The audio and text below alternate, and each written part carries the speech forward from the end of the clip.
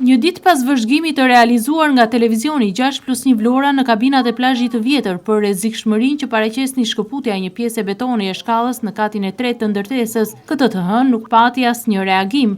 Banorët po rrezikojnë jetën dhe një gjë e tillë ata e ngritën si shqetësim edhe të dielën, teksa mbrëmjen e së shtunës një iri shpëtoi për mrekulli kur një pjesë e betonit e shkallës në katin e 3 të ndërtesës është shkëputur. Megjithatë, ai mori disa dëmtime në këmbë. Dhe kur prisnin një reagim nga institucionet përkatëse në një kohë kur e ngritën me shqetësim zërin e tyre, një gjë e tillë nuk ka ndodhur. Banorët kërkojnë ndërhyrje nga institucionet përkatëse për riparimin e shkallës së dëmtuar.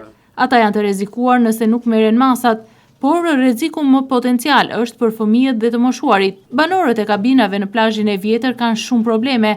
Ata janë në hall sa i përket problemeve sociale dhe ekonomike, dhe sikur të mos mjaftonin këto, duhet të jetojnë edhe mes rrezikut.